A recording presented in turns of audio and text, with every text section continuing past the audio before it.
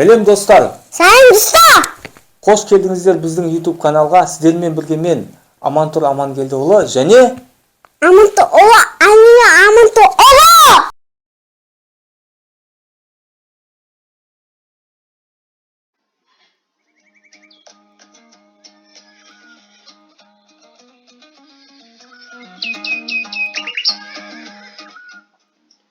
Сәлем достар.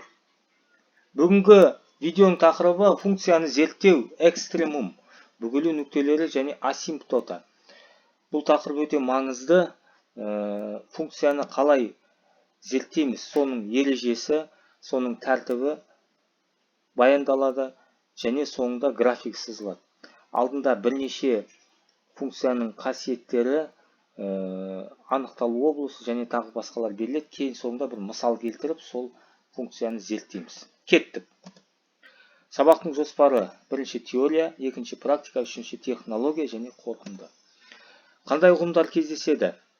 Бұл функция әрине есеп, тәуелділік, экстремум, бүгілу нүктелері, дөңестік, ойықтық, параметрлер, айнымалылар, белгісіздер, теңдеудің түбірі және асимптота, шек. Теория: есеп және математикалық модель. Әрине кез келген функция, заңдылық ол белгілі бір математикалық модель түрінде сипатталады. Оны біз білеміз, өткен сабақта айтылды. Есеп жалпы есеп ол проблемалық жағдай болып саналады, ал математикалық модель сол есептің, проблеманың математикалық түрдегі ережесі. Математикалық модель осы 4 кезеңнен тұрады. Осы 4 кезең бойынша құрылып, соңында программа жасалады. Енді функция, біздің тақырыбымызға келейік. Функция дегеніміз ол x айнымалысының, яғни аргументтің y айнымалыға тәуелділік заңы. Яғни x-тің әрбір мәніне y-тің бір-ақ мәні сәйкес келеді. Бір мәнді функция. X дегеніміз аргумент, ол тәуелсіз айнымалы. Y ол функцияның мәні, яғни тәуелді айнымалы. X жиынына жатады, үлкен x жиын, ол жиын анықталу облысы деп аталады. Ал y функцияның мәні, ол y жиынына жатады. Y жиыны ол функцияның мәндер облысы болып табылады. Біз зерттеу кезінде осы x пен y табамыз. Ең бірінші функция қай жерде анықталған, қай жерде ол бар. Одан кейін айнымалы шама, ол өзгеріп жатқан шама. Ол мысалы x пен y-те бұл айнымалы болып есептеледі, бұлар өзгереді. Тұрақты шама, мынау функцияның ішінде бір белгілі параметрлер кіруі мүмкін, олар өзгермейтін шама. Функция мынау x жиыны, мынау y жиыны. X аргумент, әрбір аргументтің мәніне y жиындағы бір ғана мән сәйкес келеді. Соны көрсетіп жатырмын. Оны бұлай белгілейді. F дегеніміз ол x-тің y-ке түрлендіру операторы, басқаша айтқанда оператор деп атаймыз. X y-ке ұмтылады, түрленеді. Мына жерде ортасында f. F деген сол функция, немесе оператор. Немесе бұлай белгілейді, немесе y тең f от x деген функция. Функцияны біз кесте түрінде бере аламыз. X пен y-тің сандық шамаларын жазып, және график түрінде бере аламыз. Немесе аналитикалық түрде бере аламыз. Y тең f от x. Аналитикалық түрі, кесте түрі, және келесі мына жерде графиктік түрі. Графиктік түрі интерпретациялауға, яғни түсіндіруге оңай, түсіндіруге ыңғайлы. Енді біз функцияның бірнеше түрін қарастырамыз. Бірінші түрі ол сызықтық функция. Ол y тең x, яғни түзу сызығы. Мынау x, бірінші график ол y тең x тең функция. Екінші график, қызыл график ол y тең x, ал оған кері y тең минус x. Екеуі бір-біріне қарама қарсы. OY осіне қарай бұлар симметрия болып саналады. Мына жерде Python'дағы программасы. X бұл жерде өспелі функция, ал минус x кемелі функция, бір-біріне қарама қарсы. Ортада тұрған мынау көк нүкте ол орио, координаттар орталығы. Екінші, бұл да сызықты функция, бірақ бұл жерде ax плюс by тең c деген теңдеумен беріледі. A мен b бұл жерде параметрлер, константалар, x пен y бұл жерде айнымалылар. Мысал, бірінші функция, 2x конкретный функция берілді. Қызыл 2x плюс 5y тең 10 деген теңдеуді сипаттайтын функция. Екінші минус 3х плюс 2y тең 9. Бұл жерде міне а, б, с деген параметрлер мынау сандарға тең болады. Екінші функцияның параметрлері мынандай. Енді біз осы, егер осылай берілсе, біз бұның графигін сызғанда, біз әшейін екі параметр, екі коэффициент тапсақ болды. Осы коэффициент міне с-ны а-ға бөлінген, б, с-ны б-ға бөлген өрнекпен анықталады. Бұл коэффициенттер мынау ОХ пен OY осымен функцияның қиылысу нүктесін береді. Міне біз олар табамыз. Мынау көбейтсек, мынаны бөлсек 5 пен 2, 5 пен минус 3. Міне мына жерде 5. Міне 5 деген нүкте міне. Міне 2,5 әр қадам 2,5 5 пен бірінші нүкте, екінші OX пен қиылысу 5 деген нүкте, Y нүктесімен қиылысуы 4,5 деген нүкте. Тамы 10. Мынау 5 деген нүкте, бір нүктеде қиылысу. Екіншісі мынау 2 деген нүкте. 2. 5 пен 2-де қиылысып тұр.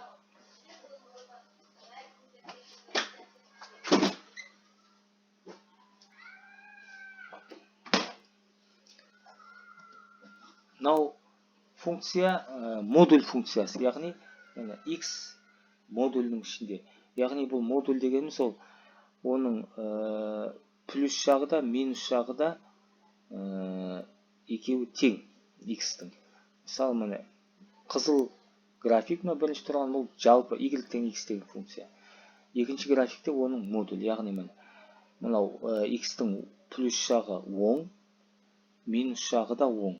Теріс жоқ бұл жерде. И оң жағы мен теріс жағы екеуі бір-біріне тең. Мысалы, мына жерде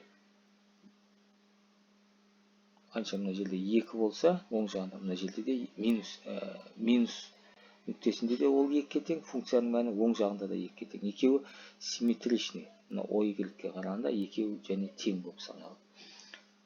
Келесі үшінші график x плюс 2-нің модулі. Ол жасылмен берілген. Яғни минус 2-ге жылжытамыз. Мынау функцияны солға қарай жылжытамыз. Төртінші графикте осы функцияға 5-ті қосамыз. Онда ол график 5-ке жоғары қарай жылжиды. Мына қара. Оның Python тіліндегі коды осындай. Дәл солай міне квадраттық функцияны алсақ, міне бұл жерде міне 4 график салынған. Жалпы негізгі функция x-тің квадраты.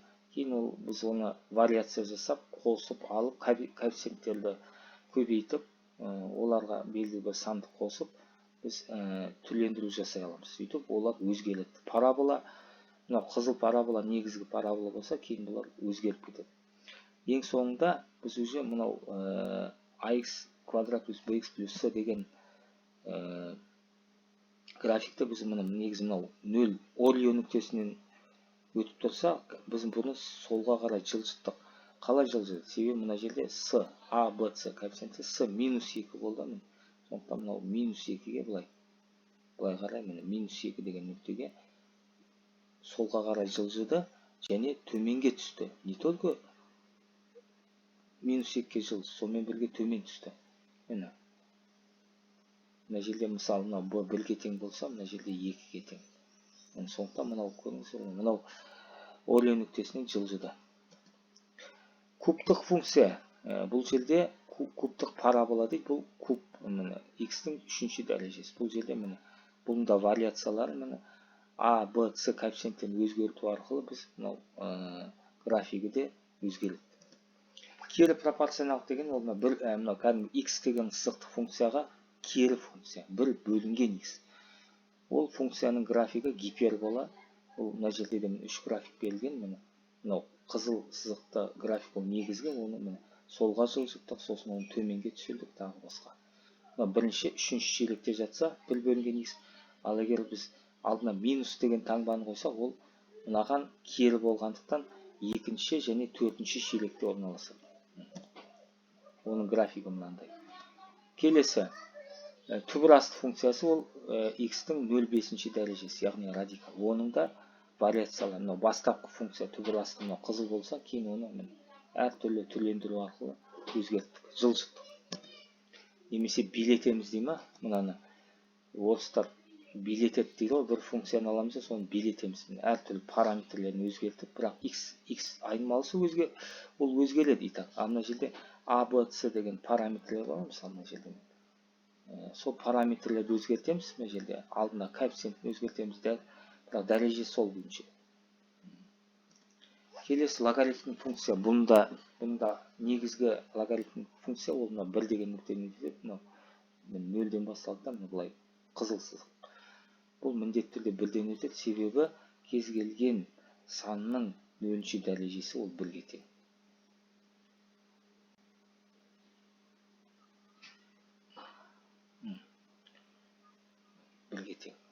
Сондықтан мына қызыл, кейін оны біз вариация жасаймыз, параметрлерін өзгертіп, оны әртүрлі билетеміз. Соңында мына жерде ол ережелерді көрсеткен. Логарифмдік функция мен көрсеткіштік функция екеуі бір-біріне қарама-қарсы. Көрсеткіш функцияға логарифм функция қарама-қарсы және логарифм функцияға көрсеткіштік функция қарама-қарсы. Экспонента және натурал логарифм дегеніміз. Экспонента мен натурал логарифм бұл жерде кәдімгі логарифмдік функция a-ның x дәрежесі, бірақ a-ның орнында нақты бір сан 2,718 тағы көп нүкте. Экспонента деген табиғи сан беріледі. Осы экспонента негізі болып саналады. Экспонентаның a-ның орнына экспонента мынау санның x-ші дәрежесі. Осы экспоненталық функция, бұған кері функция натурал логарифм болып саналады. Мынау екінші функция. Экспонента бұл экспонентаның қасиеті -x-тен +x-ке дейін, бірақ ол 1 деген нүктеден өтеді. Себебі кез келген санның 0-ші дәрежесі 1-ге тең. Ал мынау 1 бөлінген экспонента, яғни оған кері функция, ол мынау симметричный относительно y-ке бойынша ол кеммел функция. Экспонентаның өзі өспелі, 1 бөлінген экспонента кеммел. Енді осы экспонентаға қарама-қарсы функция бар. Ол логарифмдік функция. Бұл жерде натурал, именно натурал логарифм, жай логарифм мына жерде бар еді, ол 2 негізіндегі логарифм. Мына жерде ол экспонента негізіндегі логарифмді ln деп атайды, натурал логарифм. Бұның функциясы бұл да 1 деген нүктеден өтеді.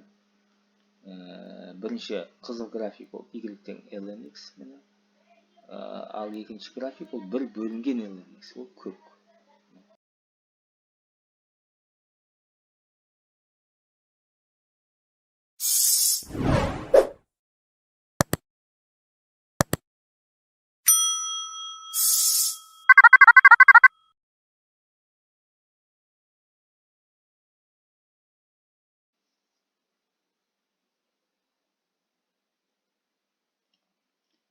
Функцияны зерттеу тәртібі келтірілген, яғни алгоритмі. Ол 8 қадамнан тұрады. Функцияның графигін сызу бірден сызуға болады, ол қиын емес, бірақ оны ғылыми тұрғыдан негіздеу, яғни математикалық моделін келтіру, оны дәлелдеу, интерпретация жасау сол маңызды болады. Сондықтан мен осы 8 қадамның жетеуі оның зерттеп дәлелдеуге арналған, ең сонда оның функцияның графигін сала саламыз. Бұл жерде негізгі ұғымдарға жататын ол экстремум, асимптота, шек. Экстремум дегеніміз ол латынша экстремум функцияның максимум, минимум мәндері, яғни функцияның қай нүктелер максимум, минимумға сәйкес келеді. Одан кейін асимптота ол келесі қасиеті бар түзу, яғни зерттелетін қисық шексіздікке ұмтылғанда оның қисық пен түзу арақашықтығы 0-ге ұмтылатын жағдайды айтамыз, яғни жақындау керек. Бұның екі түрі бар, ол вертикал және горизонтал. Мынау шарттармен анықтауға болады. Біріншісінде горизонтал асимптотада ол y осының бойымен жатады, ол b деген нақты бір санға тең. Екінші вертикал асимптотада ол x осының бойында жатады. Шек дегеніміз не? Ол шек бұл дифференциалдық теңдеу, интегралдық теңдеулердің негізгі фундаменталды ұғымы. шек ол лимит, яғни ол функцияның x аргументі x0-ге ұмтылған жағдайда функцияның f от x мәні осы b шекке ұмтылады. Яғни лимит x ұмтылғанда x0-ге f от x b-ға ұмтылады. Элементар және элементар емес функцияларды айтатын болсақ, жоғарыда көрсеткенде мен бірнеше функцияларды көрсеттім. Мына жерде графиктердің бәрін көрсеттім. Бұл жерде элементар да, элементар емес функциялар да бар. Олардың ішінде негізгі элементар функцияға жататындар сызықты, бұны да көрсеттім. Дәрежелі функция, бұлар да бар. Көрсеткіштік, логарифмдік функция. Осының ішінде ерекше экспоненциалдық функция және натурал логарифмдік функция бар. Одан кейін тригонометриялық және тригонометриялық кері функциялар. Оның барлығы элементар функциялар. Бірақ мына жерде бір шарт бар. Мынау а деген параметр 0-ден үлкен болу керек. 0-ден үлкен болған жағдайдағында ол элементар функция болады.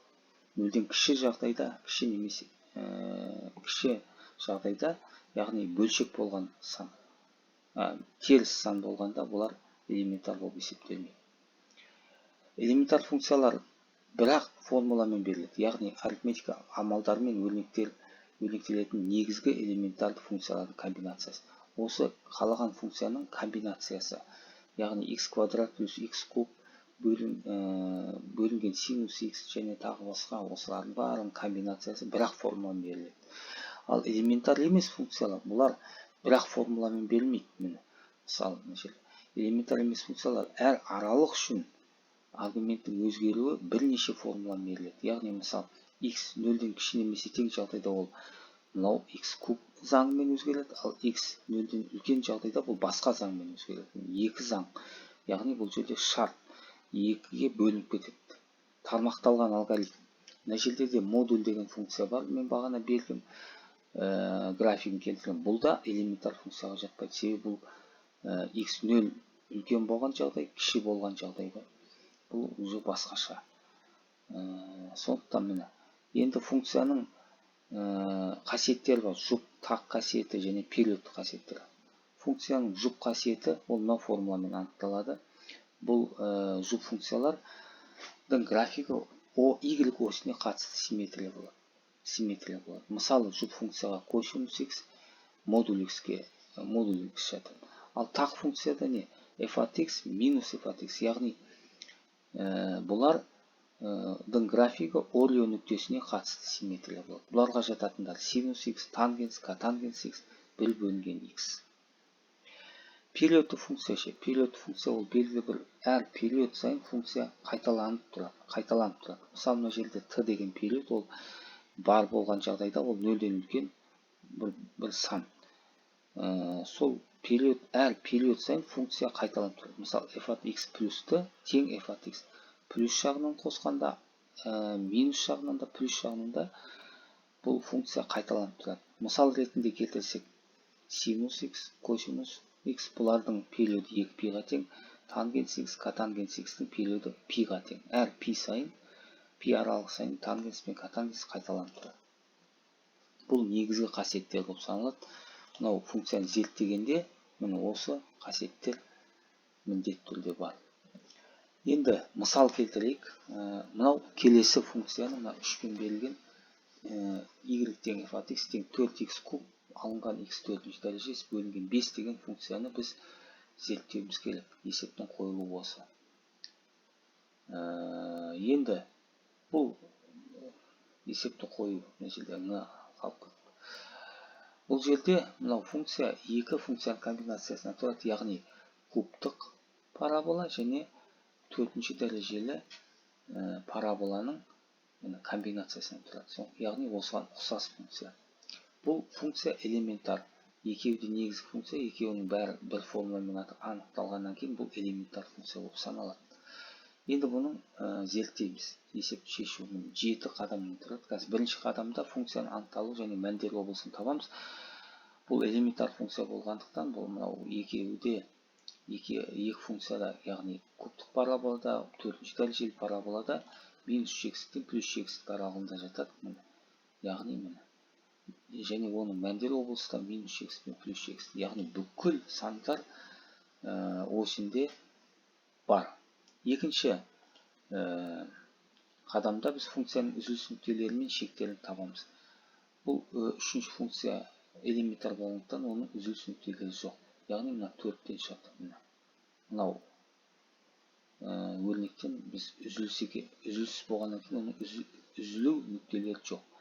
Үшінші жұптақ периодтылығын тексерсек, жаңа бірінші екінші формула арқылы мынау бірінші формула жұптақтығы, екінші формула периодтылығы. Оны тексерсек, бұл екеуіне де жатпайды. Яғни жұпта емес, тақта емес, периодты да емес. Енді төртінші мәселе өте күрделі. Бұл төртінші мәселе бұл OX және OY осьтерінің қиылысу нүктелерін табу.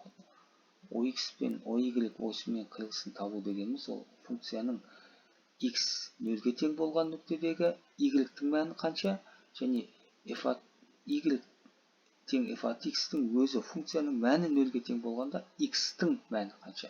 Бірінші есеп тура есеп, екінші есеп кері есеп. Екеуі де теңдеу. Жоқ, біріншісі теңдеу емес. Бұл біріншісінде тек функцияның мәнін x 0-ге тең болғандағы мәнін қоя саламыз. Бұл жерде ол 0-ге тең. Оп-оңай.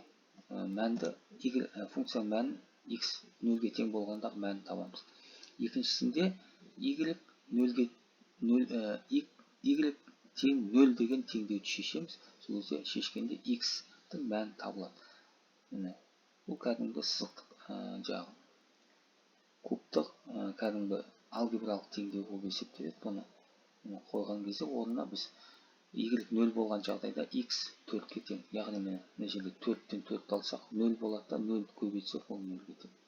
Біз екеуін таптық. Осы екі нүкте, мына бірінші нүкте 0-ден 0 деген OX осімен қиылысу нүктесі, ал 4-тен 0 деген OY осімен қиылысу нүктесі. Келесі 5-ші қадамда біз асимптоталарын табамыз. Асимптотаны жаңа айттым. Ол сол функцияның бір белгілі түзу бойымен бір ұмтылу, шексіздікке ұмтылғанда сол түзуге ұмтылу нүктесі. Бұл жер біз жаңағы мына жерде формулаға салсақ, асимптота формуласы өзінде асимптотаның формуласы ол қай жерде? Мына жерде. Егер міне лимит f от x шексіздікке ұмтылғанда ол b-ға тең болса, бұнда горизонтал асимптота болады. Егер x a-ға ұмтылғанда бір нақты нүктеге f от x шексіздікке ұмтылса, онда ол вертикал асимптота болады. Біз мына жерде міне вертикал асимптотасы жоқ болады, себебі ол үзіліссіз. Енді горизонтал асимптотасын тапсақ, ол міне x шексіздікке ұмтылғанда y x-ке бөлсек, бұл минус шексіздікке ұмтылады. Яғни ол шексіз коэффициент болмағаннан кейін ол нақты сан емес қой, сондықтан бұның горизонтал асимптотасы да жоқ. Енді 6-шы қадамда біз экстремум нүктелерін табамыз және өсу кему аралықтарын табамыз. Экстремум дегеніміз ол функцияның максимум және минимум нүктелері. Экстремум тапқанда біз бірінші туындыны пайдаланамыз. Бірінші туындыны. Ал мына келесі қадамда екінші туындыны пайдаланамыз. Бірінші туындыны тауып аламыз. Ол мынау функцияға тең. 4 бөлінген 5, 3 минус x. Осы бірінші туындыны 0-ге теңестіріп, теңдеуді шешеміз. 0-ге мынау қадамда біз функцияның өзін 0-ге теңестіріп, теңдеуді шешсек, бұл жерде функцияның бірінші туындысын 0-ге теңестіріп, теңдеуді шешсек, екі нүкте табамыз. Бұл екі нүкте критикалық нүктелерге саналады. 0 және 3 деген нүкте. Осы екі нүктенің төңірегін зерттейміз. Яғни сол жағын және оң жағын зерттейміз. 0 және 3. 0-дің сол жағында минус 1 бар, оң жағында 1 бар. 3-тің сол жағында 1 бар, оң жағында 10. Сәл алшақтау алып тұрмыз. Оны зерттесек, сонда біз мынау мына жағында біз плюс оң таңба аламыз. 0, мына жағында оң. Яғни екі жағы оң, ортасы 0 болғаннан кейін мынау төмен түседі, мына екі жақ өседі. Оң болғаннан кейін мынау өсу, одан кейін 0, одан кейін қайттан өсіп кетеді. Бірақ бұл өсіп мына жерде тоқтайды да қайттан өсу болғаннан кейін бұл жерде ешқандай экстремум жоқ, не максимум, яғни минимум деген нәрсе жоқ. Екінші нүктені алсақ 3-те. Бұл жерде мына қараймыз, оң таңбадан 0, одан кейін теріс таңбаға кетеді. Яғни мына жерде өсіп барады, 3 деген нүктеде 0-ге тең, қайтып кеміп кетеді. Өседі, қайттан кемиді. Яғни өсуден кемуге ауысқан жағдай, әрине өсіп ең максимальный жағдайға дейін өседі, кейін кемиді. Бұл нүкте максимум болып саналады. Мынау нүкте максимум нүктесі. Сонда біз мына максимум нүктесі 3-ге тең. Игілік максимумда ол функцияның мәні 5,4-ге тең. Енді осы аралықта функция қай кезде өседі, қай кезде кемиді. Мына жерде кестеден біз көріп тұрмыз, -x-тен 3-ге дейін ол өспелі функция. Сосын 3-тен +x-ге дейін кеммелі функция. Ал мына ортадағы нүктеде бұл жерде басқа жоқ. Өспелі және кеммелі. Келесі 7-ші қадамда біз бүгілу нүктелерін табамыз. Яғни точки перегиба және дөңестік, ойықтық аралықтарын табамыз. Бұл жерде мен айттым, екінші туындыны тауып, оны 0-ге теңестіріп, теңдеуді шешеміз. Ол 12/5 жақшаға көбейтілген 2-x деген. Бұл x тең 0, x тең 2 мына теңдеудің шешімі. Бұл нүктелерде критикалық нүктелер болып саналады. Бұл осы екі критикалық нүктедегі функцияның аралық төңіректерін зерттейміз. Яғни 0 деген аралықтың төңірегі -1 мен 1, ал 2 деген нүктенің төңірегі 1 мен 10 деген аралық. Бұл нүктелерде біз мынау екінші туындысы мына -1-де ол теріс болады, 0-де 0 болады, 1-де плюс болады, 2-де 0 болады, 10-да минус теріс болады. Енді қараңыздар, 0-де әрине мына осы екі нүктеде ол бүгіледі. Қалай бүгіледі? 0-де және 2 деген нүктеде бүгіледі. Қалай бүгіледі? Мына жерден көрініп тұр. Терістен 10-ға қарай, 0-ге қарай ұмтылады. Яғни жоғары қарай дөңес болады. Жоғары қарай дөңес бүгіледі. Сосын қайтадан оң таңбадан 0-ге қарай түскенде ол яғни төменге қарай дөңес болады. Бұл жерде бүгіледі да, кейін қайтадан 0-ден жаққа теріс болғаннан кейін ол қайтадан жоғары қарай дөңес. Яғни жоғары қарай шығады, дөң болып, жаққа төменге қарай шығады. Яғни төменге қарай дегенде ойық деп айтамыз. Яғни функцияның екі бүгіліс нүктесі бар, ол 0-де 0 және 2-де 3,12.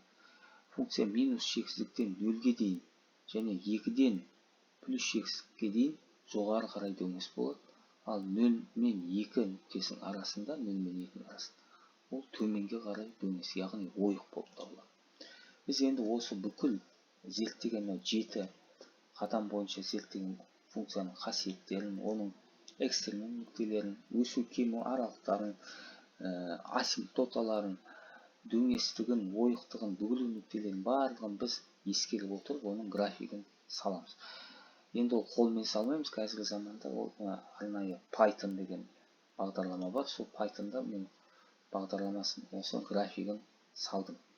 Функцияның негізгі графигін және оның бірінші және екінші туындыларының графигін. Әрқайсысы жеке-жеке. Мынау бірінші функция, ол бірінші туындысы басқа функция болып кетеді, екінші туындысы одан басқа функция болып кетеді. Оның барлығы мына жерде бар. Функцияның өзі 4x куб минус x4 бөлінген 5 деген функция, ол мынау график, негізгі график. Біз бағана көрсеттік, ол 0 деген нүктеден қиылысады және 4 деген нүктеден қиылысады. OX осымен бұл функцияның өзін зерттегенде. Кейін экстремум нүктелерін зерттегенде максимум минимум нүктесі жоқ, максимум нүктесі x-тен 3-ге тең болғанда 5,4. Екінші туындысын зерттеген кезде ол функцияның дөңестігін. Мына жерде ол жоғары қарай дөңес, и 10-да. Мына жерде жоғары қарай дөңес және мына жерде жоғары қарай дөңес. Ал функция ортада мынау 0 мен 2-нің аралығында 0, мынау 2. Мына жерде ол төменге қарай дөңес. Төменге өтіп келеді. Ал мына жаққа жоғары қарай шығады. Мына жерде жоғары шығады. Мына жерде ол наоборот төменге қарай. 0 мен 2-нің арасында төменге қарай дөңес. Яғни ойық. Дөңес, ойық, дөңес. Ал бұның екі туындысы, ол мына жерде біз таптық. Бірінші туындысын тапқанда, бірінші туындысы мынау функцияға тең 4 бөлінген 5 жақшаға 3 минус x. Екінші туындысы 12 бөлінген 5 көбейтілген 2 минус x жақшада. Бірінші туынды, екінші туынды. Осы екі туынды арқылы біз оның дөңес ойықтығын анықтадық. Міне осымен бүгінгі сабақта біз осындай функцияны белгілі бір мынау функцияны толық мынау ереже бойынша 7 мына жерде 8 7 ереже бойынша зерттеп 8-ші оның графигін сыздық. Осылай біз қалған функцияны зерттей аламыз. Кездескенше сау болыңыздар.